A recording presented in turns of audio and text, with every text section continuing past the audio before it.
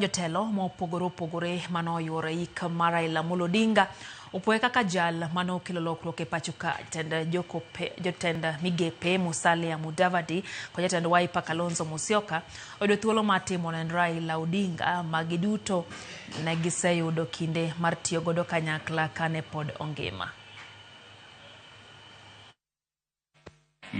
Suffered. He had a checkered career. But one thing,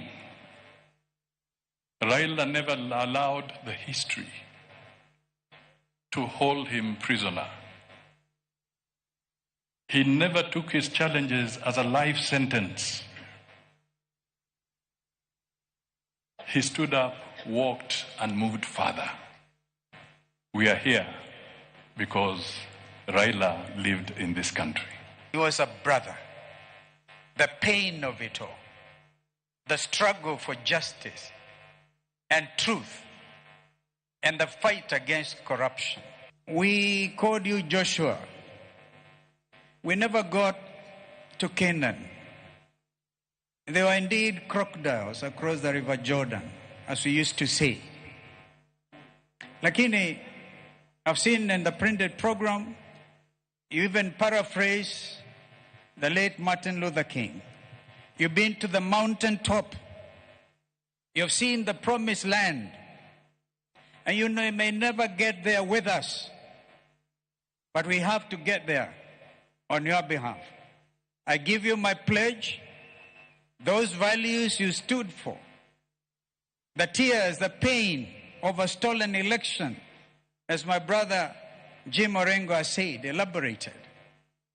That pain will not be in vain. Mnamo mwaka wa 2007 janga kuu litokea Kenya. Kenya ikawa karibu kupasuka mara pili mara tatu. Hardliners wakasema we want secession.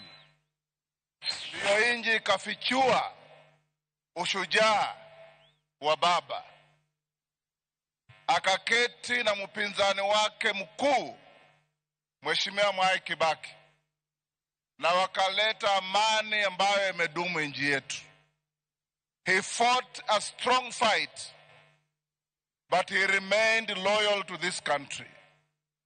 Wakati machafuko yalimalizika, walipokuja pamoja na Mwai Kibaki rais wetu kuunda serikali, wakati walipokuwa wanataja baraza la mawaziri, mimi sikushughulika because I knew I can never be a cabinet minister.